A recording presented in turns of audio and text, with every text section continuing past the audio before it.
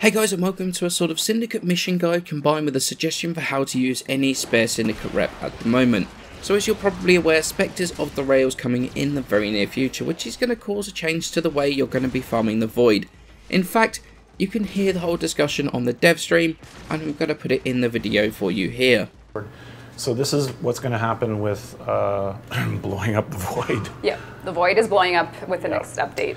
And I think, you know, before I ramble about it for a second, I would just say that our players should be patient with us and relax. And if they hear something doesn't sound good, you know, we're always open to your feedback. And if we do royally screw it up, we'll improve it, which is the way we worked on this game for the last 3.5 years. Totally.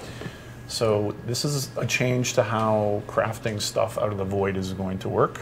Getting stuff out of the Void. Getting stuff out of the Void. It kind of acts like a crafting system. Yep. There's these quantum projections, which are kind of like the Orkin technology of 3D printing. And that's, the rewards are going to be kind of tied to this projection. And what you'll have to do is kind of, I suppose, once you get one of these quantum projections, you'll have to look for a void tear in the solar system somewhere. Some of those will be on the in the Void maps that you're used to, and thankfully some will be in maps that you're not used to. And it actually has a little bit of gameplay to it, which we're not quite ready to show.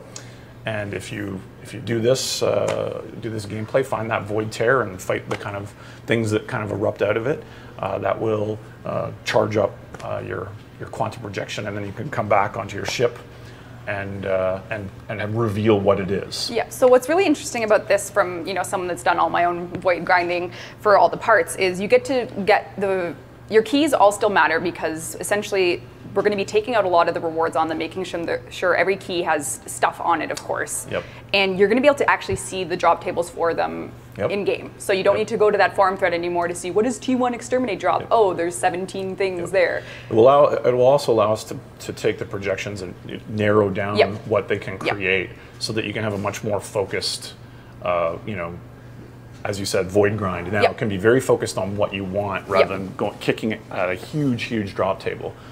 Now, the other thing that's really interesting about this, all your keys will matter, by the way. All your keys will matter because they'll get converted into projections. Yep.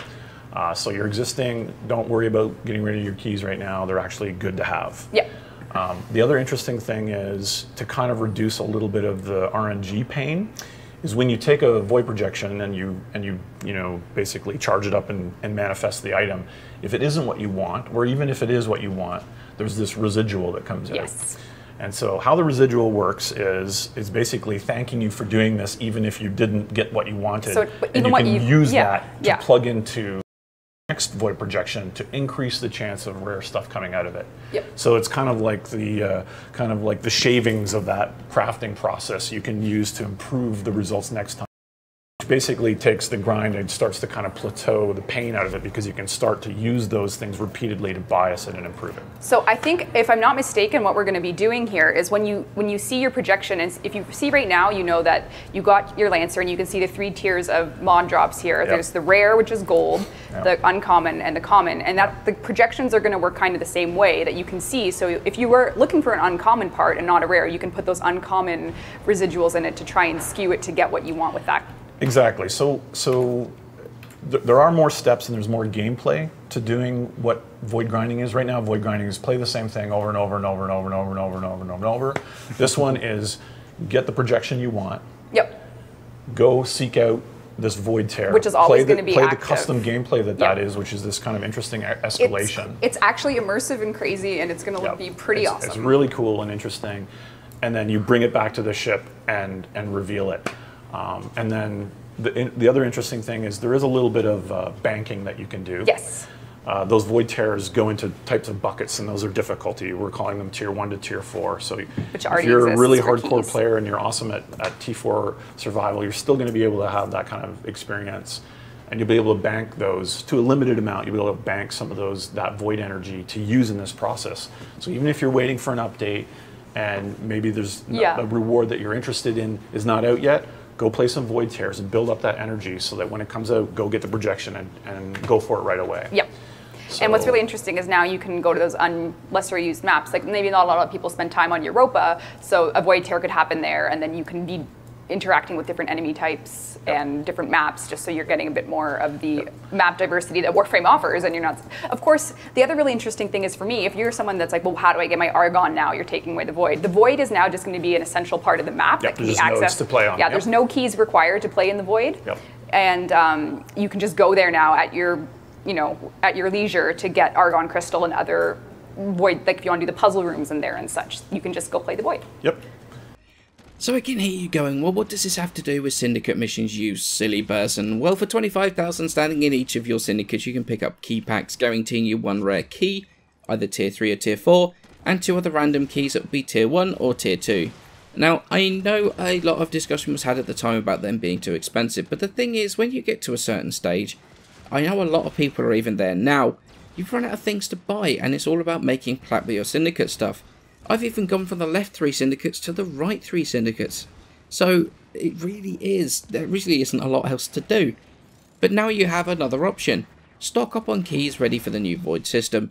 This is what I'm currently doing. Now I'm not going to lie, this is a bit of a gamble. We don't really know how easy or hard it's going to be in the new system to get the new void projections. If you have lying around not being used anyway, why not put it towards the new void system, in case the system works out to be slightly more difficult to get projections than it is to get keys at the moment. To be honest, I've even stopped running keys altogether now, in anticipation of a more focused void grind, potentially making the grind for stuff way less painful. So what have I found to be the most effective way of actually gaining the syndicate standing?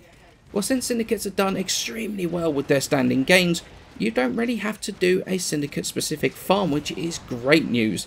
You will more often than not max out your syndicate standing just by playing the game normally. But what you can do is run the daily syndicate missions, which will more often than not cap out your daily syndicate rep by the time you've completed them. But you can also get medallions during the missions, plus the extra syndicate rep at the end of the mission, giving you a very sizable payout for doing these missions. And the additional bonus rep from that syndicate mission, as well as the syndicate medallions, do not count towards your daily caps, so you don't need to worry about that either. So how do I personally run these? Well, to be honest, I run them in a very efficient way, if not slightly cheesy. And that is, I run Ember with my permanent World on Fire build, and an Ignis, and then Carrier Prime with Animal Instinct. Finding all the medallions can be time consuming, especially since all the loot crates look the same as medallions on the minimap, and that's the reason for the Ignis. I can just fire the Ignis in the direction of a loot room, break all the containers instantly, leaving only medallions and resources showing on the minimap. It makes finding the medallions so much easier, but it also makes things easier if you ever need to backtrack through the map. You can instantly see where you've been and where you've not been, making searching that much simpler.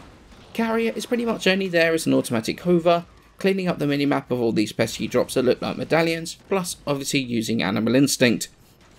Each game mode also seems to have medallions, with the exception, I think, of defense. Now, I'm not sure if it's all defense or just certain tile sets, but I've not found any in that game mode at all. Maybe you guys could let me know in the comments below whether you found any on defense recently at all. The one thing that I'm not saying though is that this syndicate mission is the best, but it is the most efficient I've found so far, to be honest.